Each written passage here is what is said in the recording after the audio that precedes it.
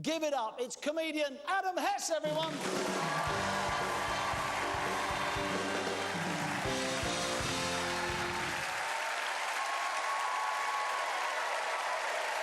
How are we doing, Palladium people? Well!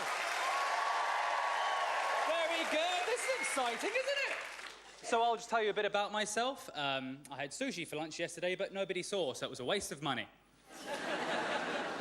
I had my 18th birthday party on a riverboat on the Thames, so when everyone found out how rubbish it was, they couldn't leave. Surely every car's a people carrier. I got invited on a date recently. Yeah. So my first date in a long time, I was very nervous. I made sure I wore my cool shirt. It's a white and blue striped shirt with black buttons. It's got blue trim there, which you can't see, but I know it's there. And then I flossed my teeth, so the shirt became covered in blood, got rid of it.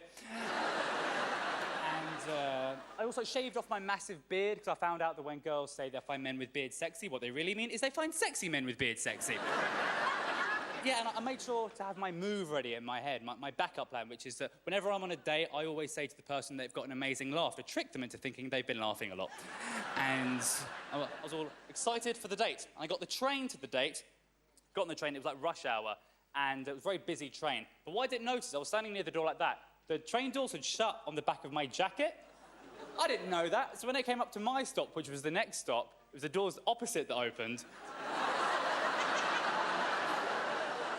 And I was all excited for my date. I was like, time to find some love. What the hell is happening? I had no idea what was... My instinctive thought was there was a force field here.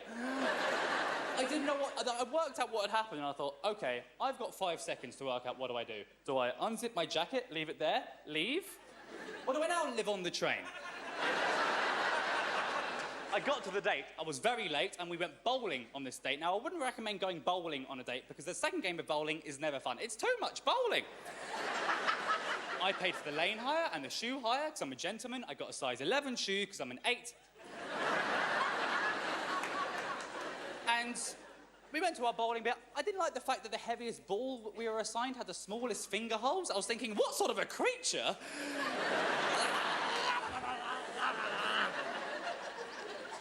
And it's not a good idea for a date bowling, because you can't get a good conversation going ever, because it's always like, oh, do you have any brothers or sisters? Sorry, I'm going to go bowling now, bye.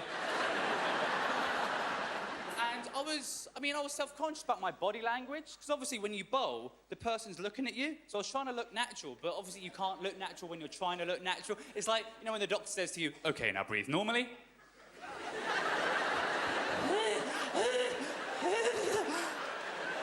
I was like bowling, like, my first one, turned around and she was looking like, who am I on a date with? And then I panicked and said, you have a lovely laugh. But it went all right. We went on a couple more dates, and she said she wanted to meet my parents. I said, it's a bit soon, but it's fine. My parents are really nice, but like my mum, she's a very interesting lady. My mum dries out garbage, like apple cores and orange peels, on the radiators and posts it to any company that sends our house a leaflet. She hates leaflets. So every Friday, she's like stuffing all these envelopes with like tea bags and stuff with a little note that says, you send us your junk, I'll send you mine.